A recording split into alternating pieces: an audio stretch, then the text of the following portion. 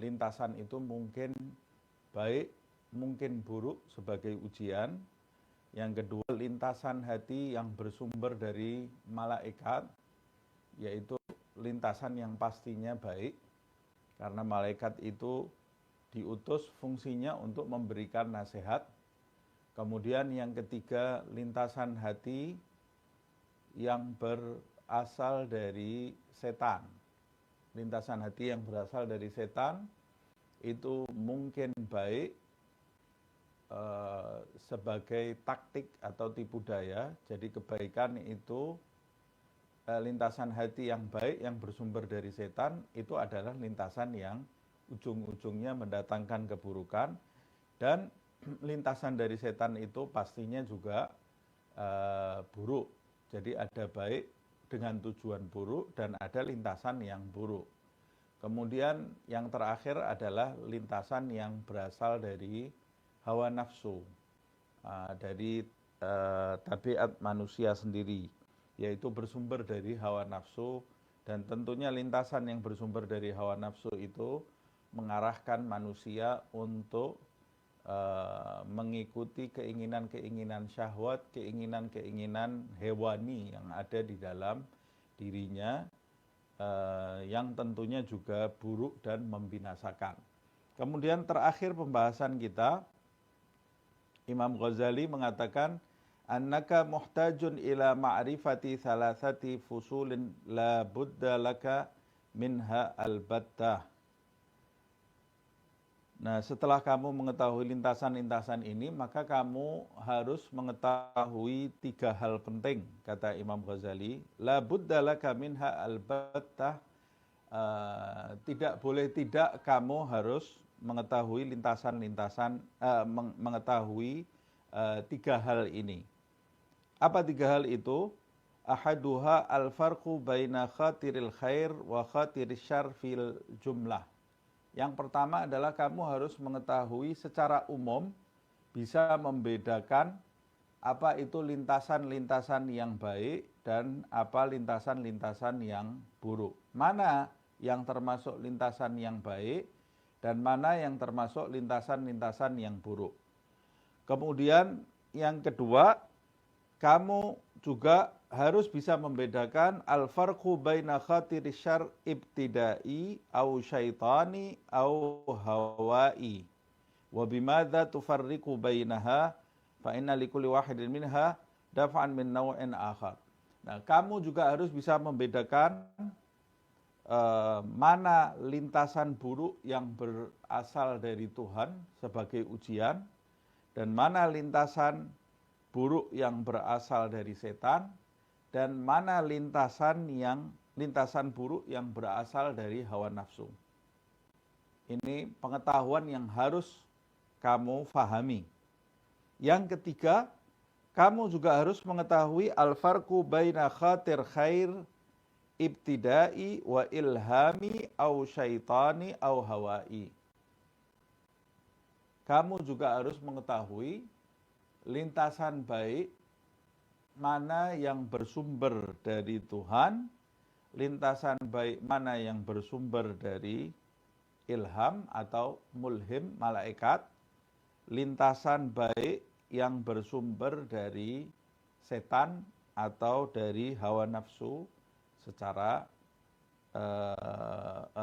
hawa nafsu yaitu ada beberapa pendapat ini ya, yang sudah kita bahas di pertemuan yang lalu. Untuk mengetahui litattabi'a ma yakunu minallah au minal mulhim wa tajtaniba ma yakunu minasyaitan wa kadzalikal hawa ala gaul man yagulu bihi.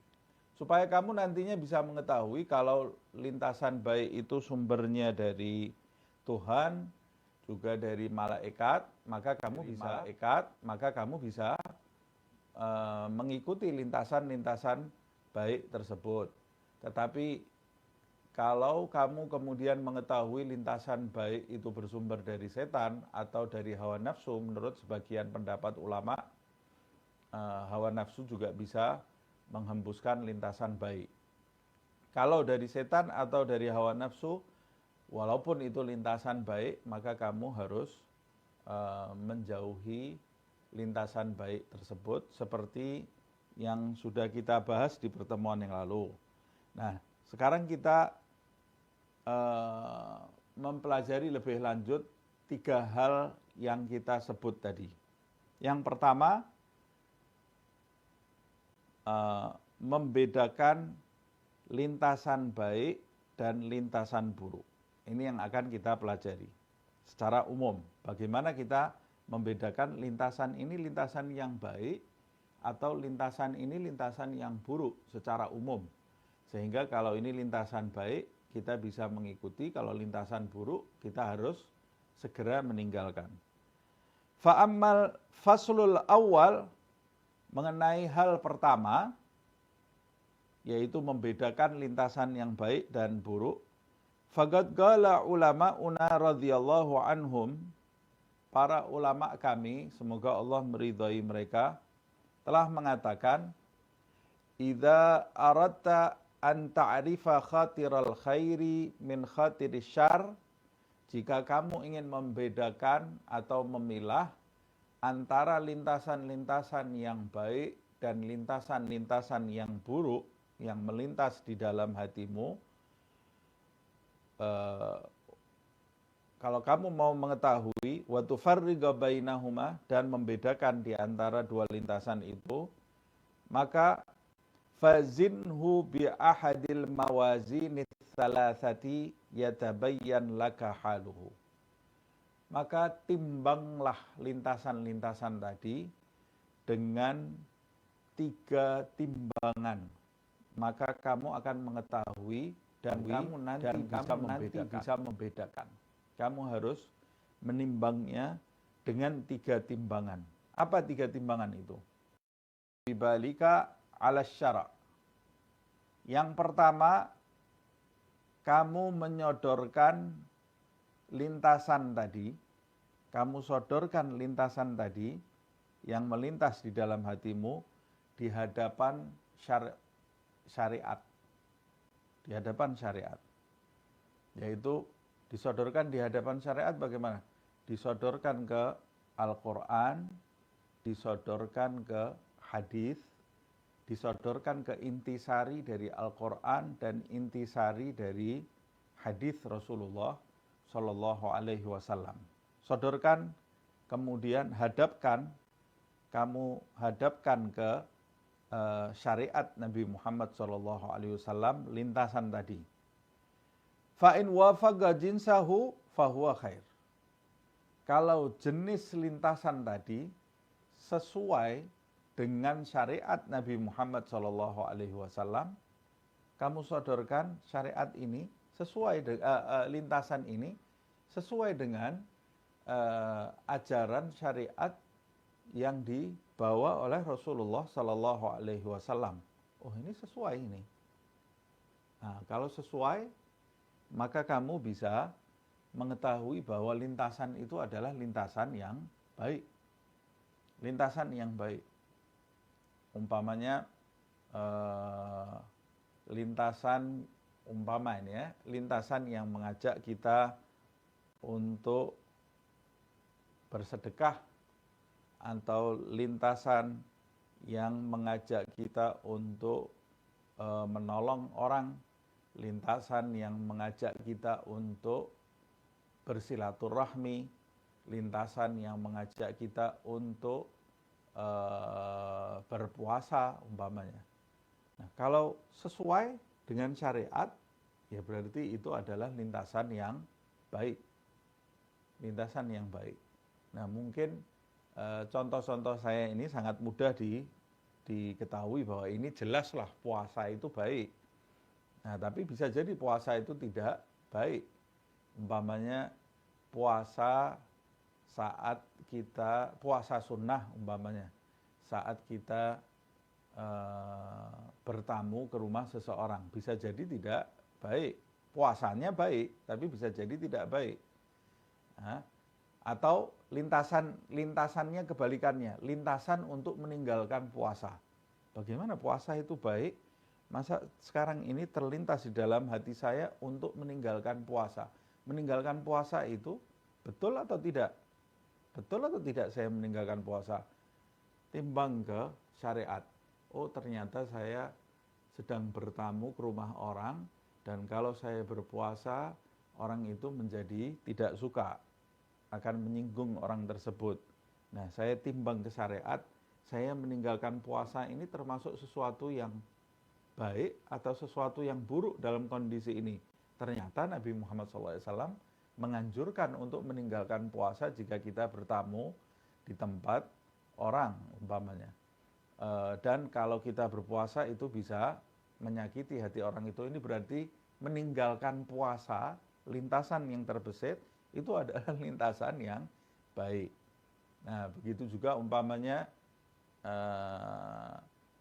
seorang istri umpamanya yang ingin sekali berpuasa sunnah tetapi tidak mendapat izin dari suaminya, maka tidak boleh dia berpuasa sunnah karena tidak mendapat izin dari suaminya, walaupun puasa itu baik. Nah, kalau dia terlintas di dalam hatinya untuk berpuasa, padahal suaminya tidak mengizinkan, kemudian dia dia sodorkan ke timbangan syariat, puasa, lintasan untuk puasa ini baik atau tidak? Padahal puasa itu kan perbuatan yang baik, tapi tidak diizinkan oleh suaminya. Tapi tetap timbul di dalam hatinya lintasan untuk berpuasa, sodorkan ke syariat. Ternyata syariat mengajarkan seorang istri mau melakukan puasa sunnah mendapat izin dari suaminya. Berarti kalau ada lintasan yang memerintahkan dia untuk berpuasa, berarti itu lintasan yang tidak baik, walaupun dalam gambaran yang baik. Nah, wa in kana biddiddi bi rukhsatin au syubhatin fahuwa syarrun. Nah, kalau lintasan-lintasan tadi kebalikannya,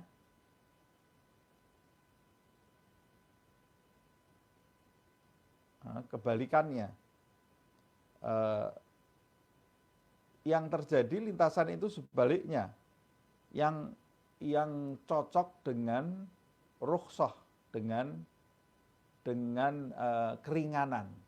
Jadi lintasan itu sesuai dengan rukhsah di dalam syariat, keringanan-keringanan, mau cari yang enak-enak, atau cocok dengan hal-hal yang syubhat, hal-hal yang tidak jelas hukumnya.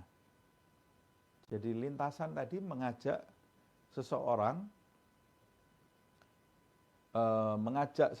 untuk melakukan sesuatu, atau mengajak seseorang untuk meninggalkan sesuatu. Ketika kita sodorkan ke syariat, lintasan itu sesuai dengan hal yang sesuai di syariat dengan hal-hal yang masih kabur, tidak jelas kehalalannya, atau tidak jelas keharamannya. Lalu lebih cocok kepada hal-hal yang rukhsah, yang ringan. Jadi lintasan itu memang mengarah kepada hal-hal yang diringankan oleh syariat, tapi bukan berarti diringankan dalam kondisi darurat. Tidak dalam kondisi darurat, dalam kondisi lapang, tapi dia lebih cocok kepada hal-hal yang sifatnya rukhsah atau syubhat, atau bahkan kepada sesuatu yang tidak dihalalkan di dalam syariat, fahuwa syarrun, maka itu sesuatu yang buruk, lintasan yang buruk.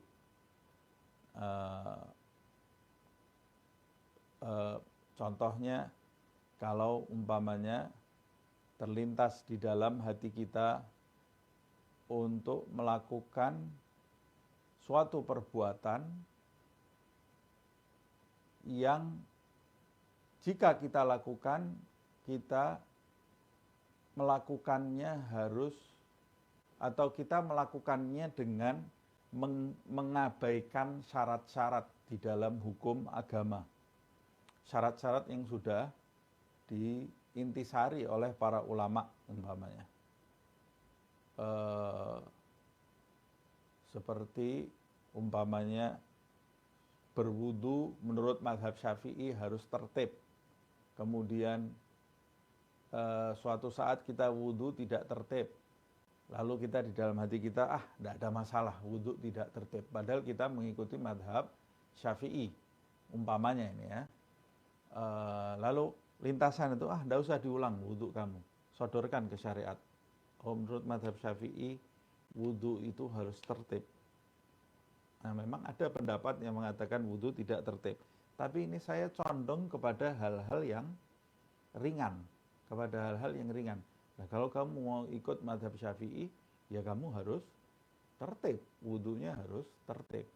Nah, kalau kamu wudu tidak tertib, ulang dari awal. Jangan ikuti lintasan yang meremehkan urusan-urusan hukum. Atau yang lebih harus kita perhatikan, umpamanya urusan muamalah, urusan pernikahan, urusan warisan, urusan jual beli. Jangan mengikuti hal-hal yang syubhat dan mengikuti hal-hal yang rukhsah demi memuaskan keinginan hawa nafsu. Nah, sodorkan semua itu ke syariat. Kalau tidak tepat di dalam syariat, bertentangan dengan syariat, dan lebih condong mengikuti hal-hal yang ringan, bukan dalam kondisi darurat, lain kalau dalam kondisi darurat, atau bahkan mengikuti hal-hal yang syubhat, yang tidak jelas kehalalannya, atau bahkan mengikuti hal-hal yang diharamkan, maka jelas lintasan itu adalah lintasan yang buruk. Fa in lam yastabin laka bihadzal mizan, kalau kamu belum jelas dengan timbangan yang pertama, kamu sodorkan ke syariat, tidak jelas. Umpamanya tidak jelas karena kamu tidak memahami syariat secara sempurna, atau tidak jelas karena memang kamu belum menemukan hukumnya di dalam syariat umpamanya. Dalam arti bukan syariatnya tidak sempurna, tetapi kamu tidak menguasai secara sempurna sehingga kamu tidak menemukan di dalam syariat. Harus memerlukan fatwa, harus memerlukan intisari dari hukum-hukum syariat itu, sehingga kamu mencarinya di dalam syariat tidak bisa, tidak menemukan. Apakah ini termasuk lintasan yang baik atau lintasan yang buruk? Maka kamu bisa menggunakan timbangan yang kedua. Fa in lam yastabin laka bihadzal mizan, kalau kamu tidak menemukan kejelasan dengan mizan syariat atau timbangan syariat, fa'ridhu 'alal iktida, maka sodorkan lintasan itu kepada al-iktida. Al-iktida itu panutan-panutan, orang-orang yang soleh yang mendahului kamu. Sodorkan kepada keteladanan orang-orang soleh. Jadi kamu harus mengetahui jalan hidupnya orang-orang soleh yang telah mendahului kamu, atau keteladanan orang-orang soleh yang semasa dengan kamu, yaitu bukan cuma sekedar ahli ibadah, tetapi orang-orang soleh yang merupakan ulama, yang memiliki ilmu, yang mengamalkan ilmunya di dalam kehidupan sehari-hari. Nah, sodorkan lintasan tadi kepada keteladanan para ulama, orang-orang yang soleh, para aulia yang hidup di zamanmu atau yang telah mendahuluimu, yang sejarahnya tertulis, yang puncaknya adalah Nabi Muhammad SAW, yaitu pemimpin orang-orang soleh. Ada atau tidak? Pernah dilakukan atau tidak oleh orang-orang soleh? Lintasan itu pernah ada di dalam hidupnya orang-orang soleh atau tidak? Pernah dijalankan atau tidak oleh orang-orang soleh? Atau lintasan itu di dalam riwayat pernah ditinggalkan atau tidak oleh mereka? Sodorkan kepada keteladanan orang-orang soleh. Fa in kana fi fi'lihi iktidaan bisalihin fahuwa khairun. Kalau dalam melaksanakan perbuatan itu termasuk mengikuti, meneladani orang-orang soleh, fahuwa khairun. Maka itu adalah lintasan yang baik. Wujudkan lintasan tadi. Karena orang-orang soleh melakukannya. Wa in kana biddiddi ittiba'an littalihin.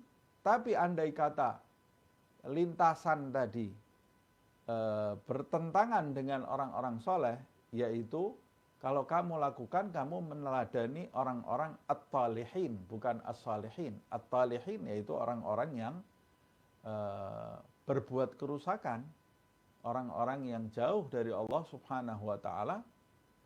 Kalau dengan melakukannya atau meninggalkannya, kamu mengikuti orang-orang yang taleh, orang-orang yang bejat, fahuwa syarrun, maka dia adalah lintasan yang buruk. Nah, jadi yang pertama, kalau terlintas suatu lintasan di hati kita, sodorkan ke syariat untuk mengetahui itu baik atau buruk. Kalau tidak menemukannya, sodorkan kepada keteladanan orang-orang soleh. Nah, caranya ya kita harus mengenal banyak orang-orang soleh. Berarti kita ini harus membaca kehidupan orang-orang soleh. Nah, itu diantara manfaatnya kita membaca manakib, membaca sejarah hidup, membaca biografi orang-orang soleh. Itu diantara manfaatnya. Sebagian orang menganggap itu tidak ada manfaatnya. Itu manfaatnya sangat besar. Itu juga manfaat kita menghadiri haul. Menghadiri haul ulama fulan, haul ulama fulan. Di dalam haul itu biasanya dibacakan manakib sahibul haul, dibacakan manakib orang-orang yang kita kenang di haul itu, sehingga kita bisa mengetahui jalan hidupnya, mengetahui mujahadahnya, mengetahui apa hal-hal yang dia sukai, apa wirid yang dia baca, lalu mengetahui apa hal-hal yang dia tidak suka, yang tidak disukai oleh orang-orang soleh itu. Makanya banyak sekali buku sejarah, banyak buku yang menceritakan kehidupan ulama yang memiliki kedudukan tinggi di sisi Allah Subhanahu wa ta'ala. Kita harus membacanya.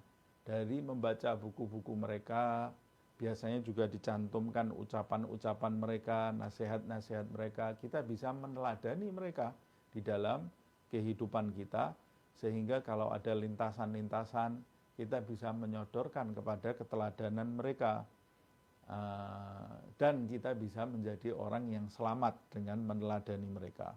Nah, di Al-Quran sendiri, Allah Subhanahu wa ta'ala banyak menceritakan kepada Nabi Muhammad SAW sejarah hidup para nabi, para rasul, bahkan sejarah hidup mereka yang bukan nabi dan bukan rasul. Diceritakan oleh Allah Subhanahu wa ta'ala di dalam Al-Quran, seperti Luqman. Dalam riwayat itu bukan seorang nabi tapi orang soleh. Cerita tentang Maryam, cerita tentang ibu Nabi Musa yang bukan para nabi, diceritakan oleh Allah Subhanahu wa ta'ala kepada Nabi Muhammad SAW sebagai contoh. Nah, itu termasuk timbangan. Nah, kalau kamu hidup bercermin kepada mereka, nanti kamu akan selamat. Nah, kita di dalam kehidupan dunia saja juga seperti itu. Kalau kita mau sukses di dalam hidup ini, kita biasanya bercermin kepada orang-orang yang sukses di dalam dunia, ya.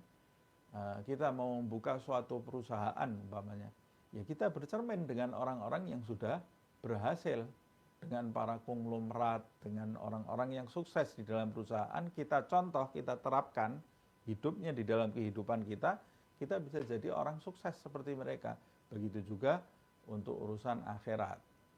Nah, untuk urusan akhirat, ya kita harus mencontoh orang-orang yang sukses dengan menyodorkan apa yang akan kita jalani di dalam hidup ini kepada keteladanan mereka, khususnya pada masalah lintasan-lintasan hati ini, sehingga kita bisa mengetahui mana yang baik dan mana yang buruk yang harus kita tinggalkan.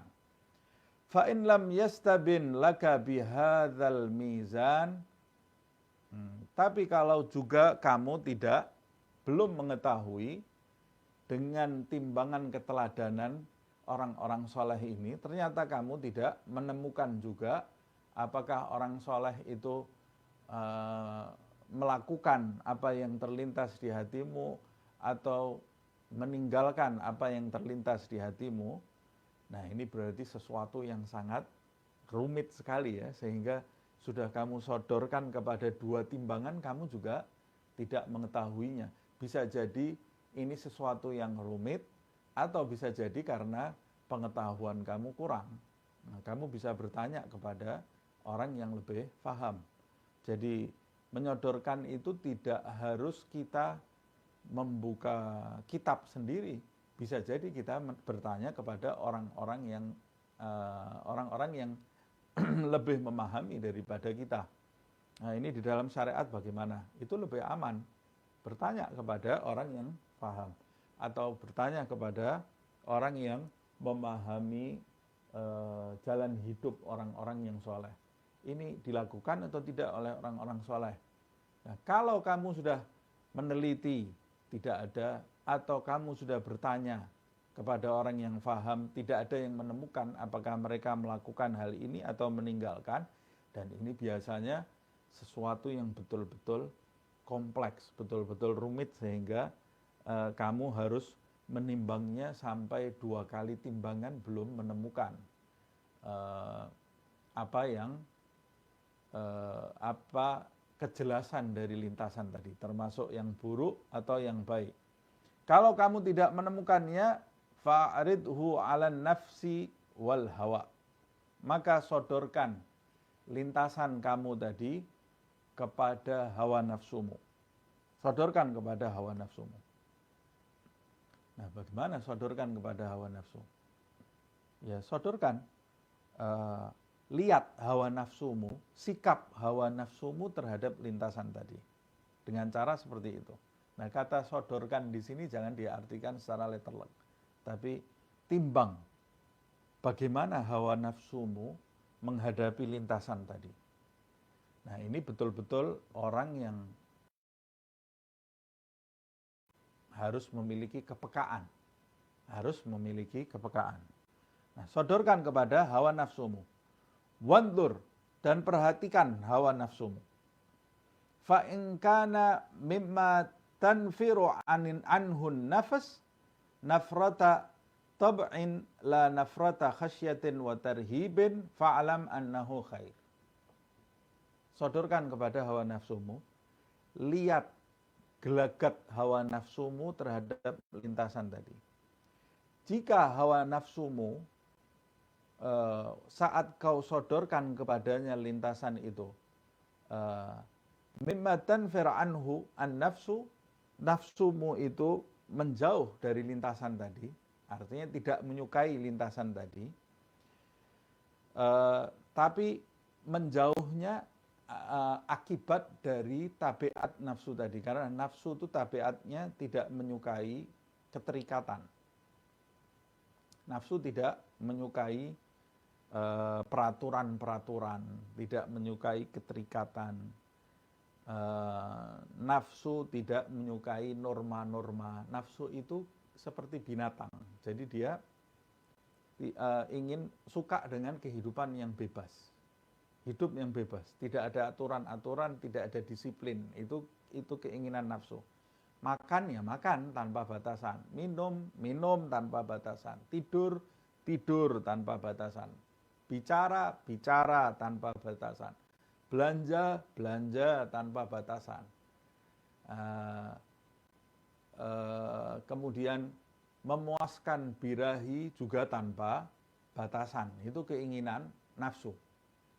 Nah, kalau ternyata lintasan ini kamu sodorkan kepada nafsumu, dan nafsumu menjauhnya karena tabiatnya, berarti ada ikatan di dalamnya ini yang bisa menundukkan dia. Dia menjauh karena tabiatnya, bukan karena rasa takut.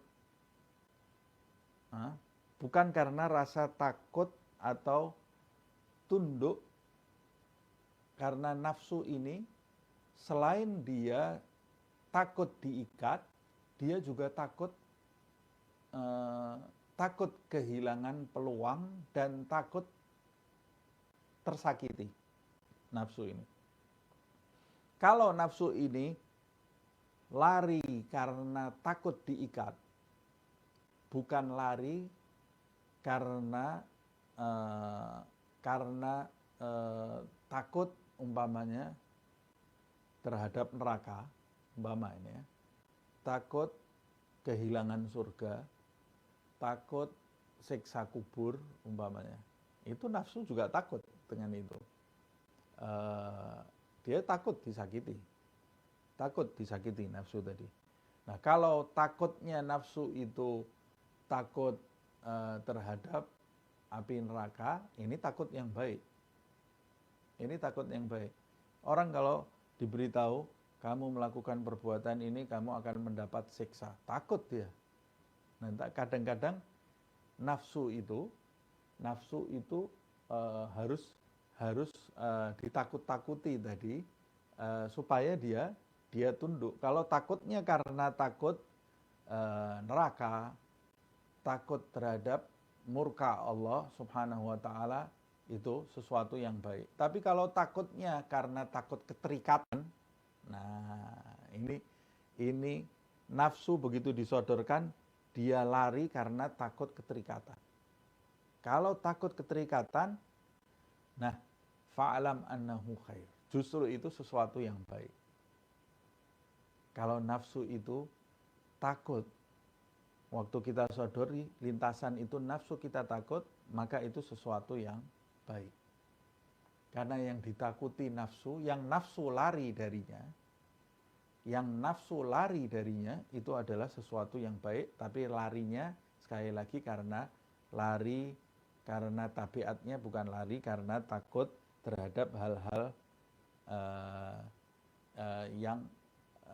yang membinasakan. Bisa juga nafsu itu takut dari api dunia umpamanya, dia juga lari, takut dia. Umpamanya ini saya letakkan tangan saya di atas api atau tidak.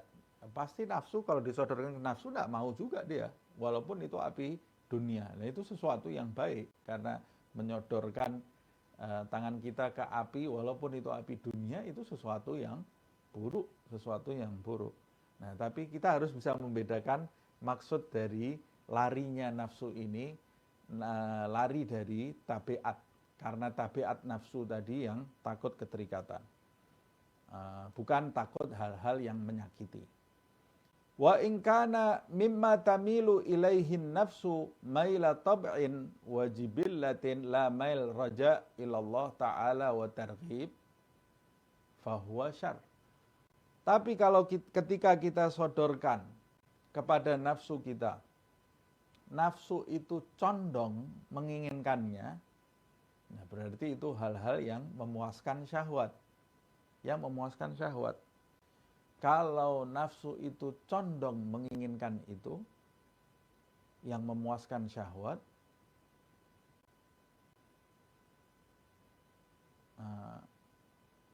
nafsu itu juga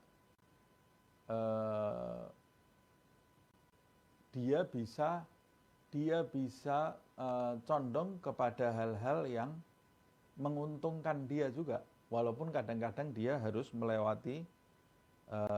melakukan sesuatu, gitu ya, harus melakukan sesuatu. Umpamanya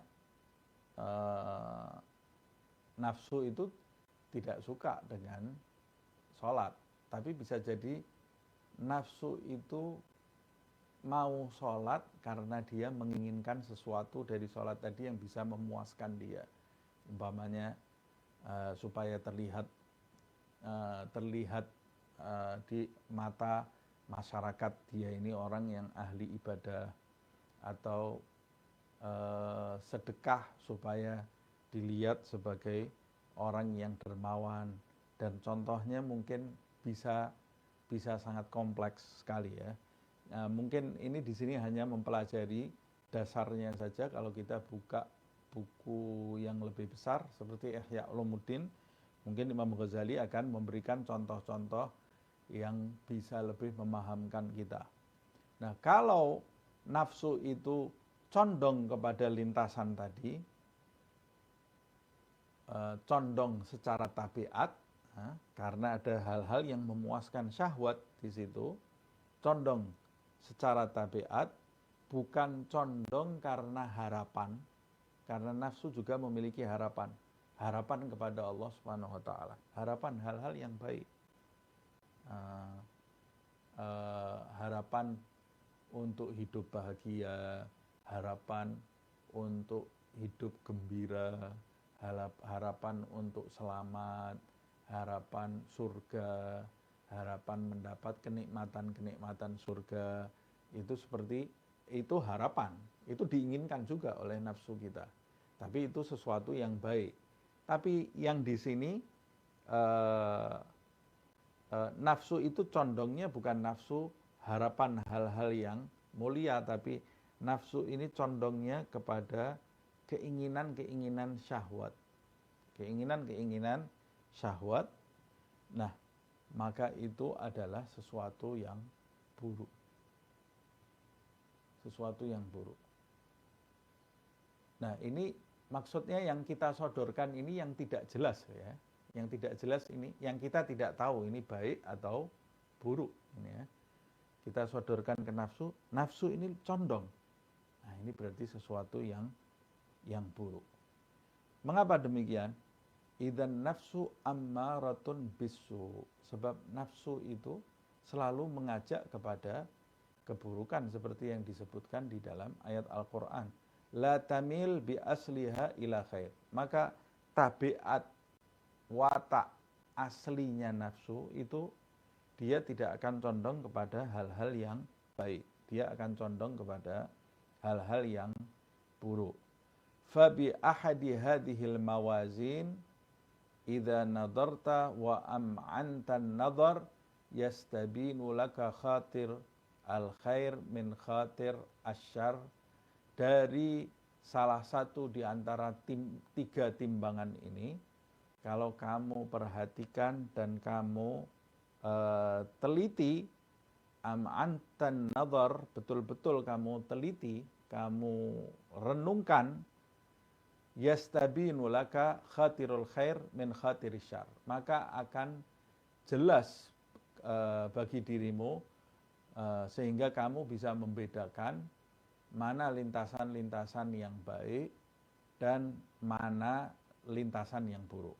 Atau akan jelas kamu bisa memutuskan, oh ini sesuatu yang baik, ini sesuatu yang buruk. Lintasan baik, ini lintasan buruk. Dengan tiga timbangan tadi.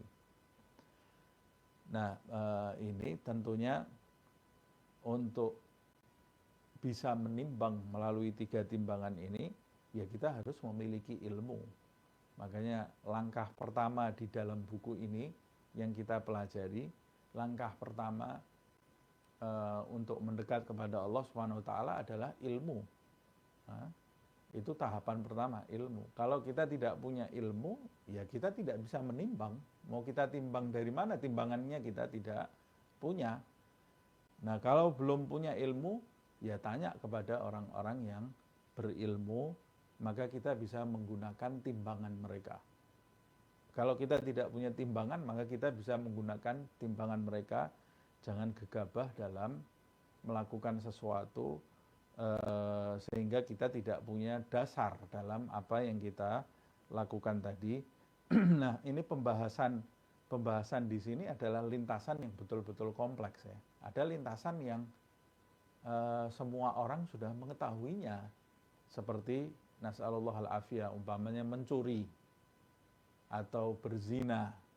Ya kita langsung sodorkan ke syariat, langsung jelas ada larangannya di dalam syariat, tidak perlu menimbang secara kompleks itu ya.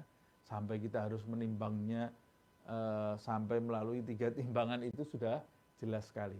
Tentu yang dimaksud oleh Imam Ghazali ini secara umum kita sudah mengetahui mana yang baik dan mana yang buruk. Tapi mungkin ada hal-hal yang kompleks sampai harus melalui tiga tahapan tadi.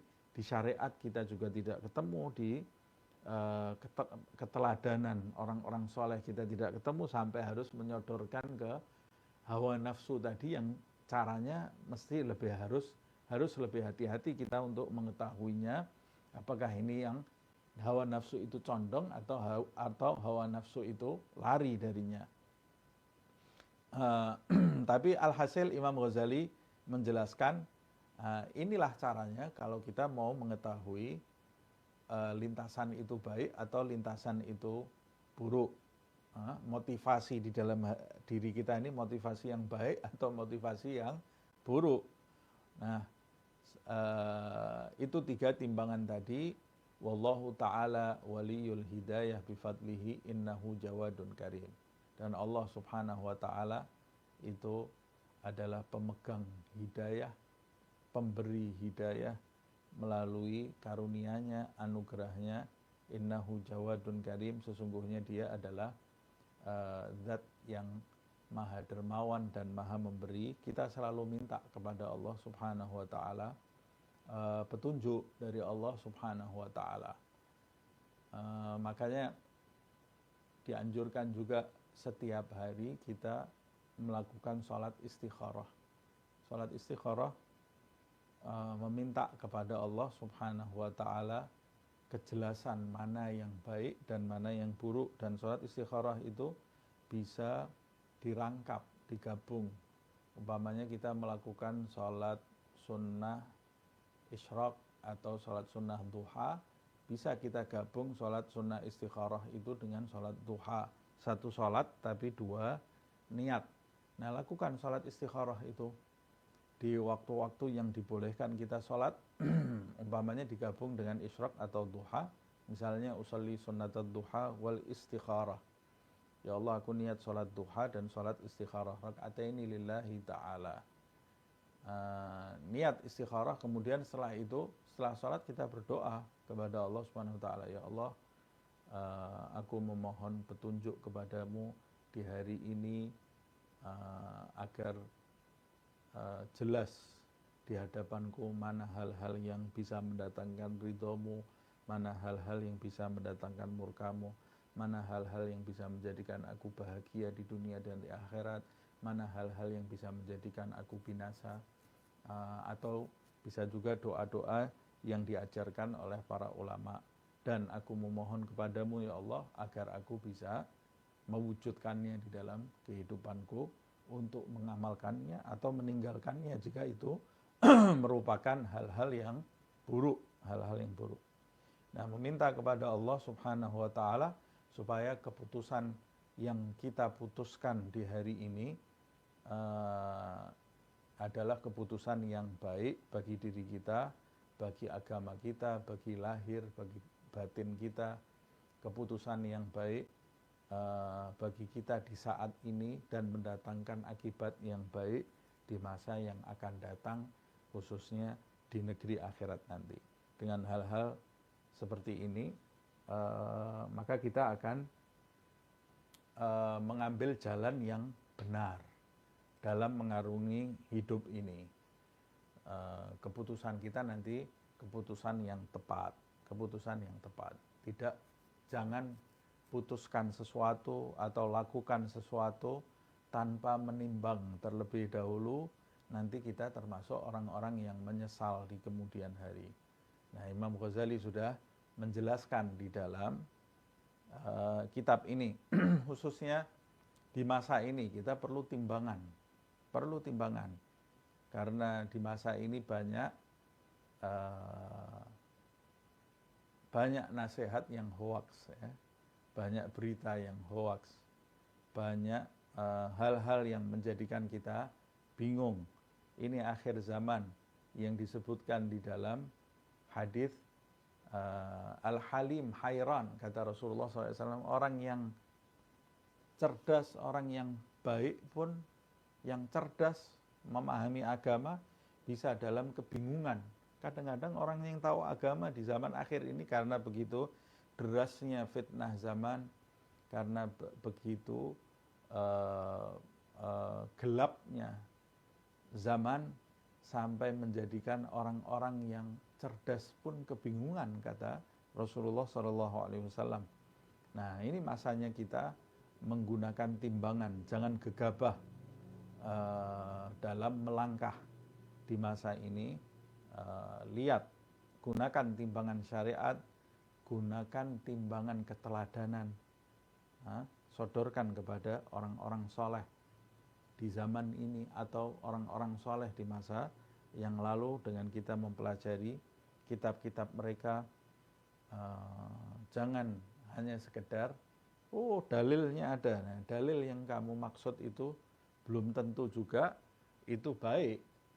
Belum tentu juga itu baik. Dalilnya benar, tapi dalam mewujudkannya belum tentu baik. Harus ada timbangan-timbangan ini. Jangan sampai hawa nafsu berperan di dalamnya. Kadang-kadang kita menggunakan dalil itu juga bisa untuk memuaskan keinginan hawa nafsu yang condong bermain di situ. Nah, kalau sudah hawa nafsu bermain di situ, ya kita tidak akan mendapatkan apa-apa nanti di akhirat. Naudzubillah min dzalik. Salah satu contohnya bagaimana kuatnya kepribadian para sahabat Rasulullah Shallallahu Alaihi Wasallam. Salah satu contohnya adalah Sayyidina Ali bin Abi Thalib karramallahu wajhah. Disebutkan di dalam riwayat pada saat peperangan, waktu musuh sudah tergeletak, dia menghunuskan pedangnya, tinggal dia membunuh musuh tadi. Tiba-tiba musuh yang akan dibunuh itu meludah ke arah Sayyidina Ali, meludahi wajah Sayyidina Ali. Padahal mestinya lebih mudah bagi dia untuk membunuh, karena tidak meludah saja halal dibunuh, apalagi ditambah ini meludahi wajahnya. Jadi mestinya lebih ringan dia membunuh.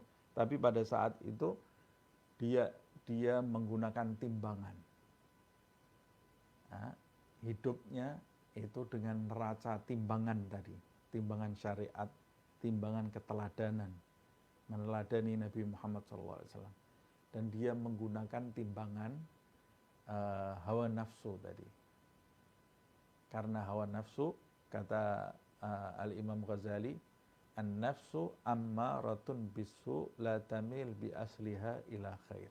Walaupun orang yang sudah memiliki kedudukan tinggi di sisi Allah Subhanahu wa taala, nafsu itu tetap mencari peluang terus walaupun sudah ditundukkan gitu ya. Jadi keinginan nafsu itu walaupun nafsunya sudah tunduk, tapi dia tetap tidak memberi celah kepada nafsunya. Nafsu itu kalau sudah tunduk, ya sudah dia mengikuti tuannya. Dia tidak memberikan celah kepada nafsunya. Sehingga pada waktu orang itu meludah ke wajah Sayyidina Ali, pedang yang sudah siap tadi untuk membunuh dia, justru dikembalikan oleh Sayyidina Ali ke tempatnya pedang tadi, tidak jadi membunuh, ditinggal orang itu. Ada beberapa sahabatnya yang bertanya, wahai Ali, kenapa engkau tidak membunuhnya? Padahal itu lebih pasti harusnya engkau membunuh dia, karena dia meludahi wajahmu, kata Sayyidina Ali. Tadi sebelum dia meludah, aku yakin bahwa aku akan membunuhnya karena Allah Subhanahu wa taala. Sebab dalam peperangan ini ya, dalam peperangan yang sah. Kemudian setelah dia meludah ke wajahku, aku takut, kata Sayyidina Ali. Takut ini jadi itu sebetulnya tidak terjadi, tapi dia tidak memberi celah sama sekali kepada nafsunya yang sudah ditundukkan itu. Aku takut kalau aku membunuhnya karena marah, karena hawa nafsuku, karena ludah. Kalau aku membunuhnya karena hawa nafsu, sudah bukan karena Allah lagi, ya aku tidak akan mendapatkan apa-apa. Ini termasuk perbuatan yang sia-sia. Maka aku tinggalkan dia. Nah, ini pelajaran yang sangat besar. Sebaliknya, ada salah satu sahabat yang berperang, pada waktu musuh sudah tergeletak, mau dibunuh, musuh tadi bersyahadat. Asyhadu an la ilaha illallah wa anna Muhammadan Rasulullah. Tapi tetap dibunuh oleh sahabat tadi. sampai ke telinga Nabi Muhammad SAW. Apa benar itu kamu lakukan? Ini berarti dia melakukannya tidak menggunakan timbangan-timbangan ini. Kemudian Nabi Muhammad SAW bertanya, benar kamu lakukan? Dia sudah bersyahadat, kamu tetap membunuhnya. Benar ya Rasulullah, karena dia bersyahadat hanya untuk melindungi dirinya dari pedangku ini. Kata Nabi Muhammad SAW, asyaqaqta qalbahu? Apa kamu tahu isi hati orang itu, bahwa orang itu bersyahadat hanya ingin berlindung dari pedangmu? Kamu tahu isi hatinya, kata Rasulullah SAW. Kamu tahu niatnya?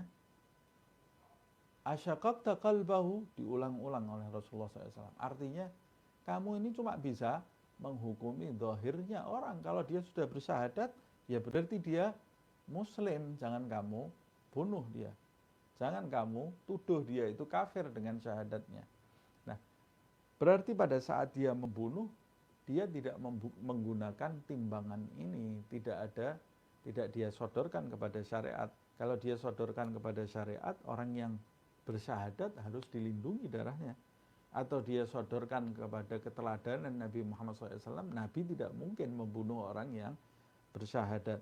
Berarti kalau dia sodorkan kepada hawa nafsunya, pada saat dia membunuh itu, dia membunuhnya karena hawa nafsu. Dia membunuh karena hawa nafsu. Sehingga Nabi marah pada saat itu. Nah, ini pelajaran yang besar bagi kita, walaupun atas nama agama, kita tetap harus menimbangnya. Ini sesuatu yang kompleks ini ya. Sekali lagi, sesuatu yang kompleks di zaman ini tentunya ya. Tentunya di zaman ini. Jangan gegabah memutuskan sesuatu atau menghukum sesuatu tanpa timbangan-timbangan, tanpa keteladanan orang-orang yang soleh. Orang-orang yang soleh yaitu orang-orang yang berilmu dan benar-benar soleh. Ulama yang tunduk takut kepada Allah Subhanahu wa ta'ala, bukan sekedar mengetahui dalil saja. Takut, tunduk kepada Allah Subhanahu wa ta'ala, yang beradab, yang berhati-hati dalam mengucap, dalam bertindak, dan dalam berfatwa. Dan di zaman ini tidak banyak orang yang seperti itu. Sedikit orang yang seperti itu. Nah, khususnya di zaman ini, saya ulang sekali lagi, hati-hati kita dalam bertindak. Hati-hati dalam berucap, hati-hati dalam memutuskan sesuatu, hati-hati dalam mengamalkan sesuatu. Jika tidak menggunakan timbangan di dalam ucapan dan tindak tanduk kita, maka kita termasuk orang yang celaka di dalam hidup, binasa di dalam hidup ini. Na'udzubillah min dzalik. Nah, semoga Allah Subhanahu wa ta'ala memberikan petunjuknya kepada kita, memberikan hidayah, memberikan taufik ke dalam diri kita, sehingga kita selalu berjalan di jalan ridha Allah Subhanahu wa ta'ala, dijauhkan dari jalan yang dimurkai oleh Allah Subhanahu wa ta'ala, berada di jalan kebahagiaan, dijauhkan dari jalan kebinasaan, berada di jalan menuju surga, dijauhkan dari jalan yang mengarahkan kita ke neraka, berada di jalan taufik, dijauhkan dari jalan kesesatan, berada di jalan para anbiya, para aulia, dijauhkan dari jalan para kufar, para munafik, jalan syaitan, jalan iblis, jalan yang dilandasi dengan ilmu, bukan jalan yang dilandasi dengan kebodohan. Semoga Allah Subhanahu wa ta'ala menjadikan kita termasuk orang-orang yang bahagia di dunia dan di akhirat, dijauhkan dari api neraka. Rabbana atina fid dunya hasanah wa fil akhirati hasanah wa qina adzabannar. Bisirril Fatihah. Bismillahirrahmanirrahim. Alhamdulillah.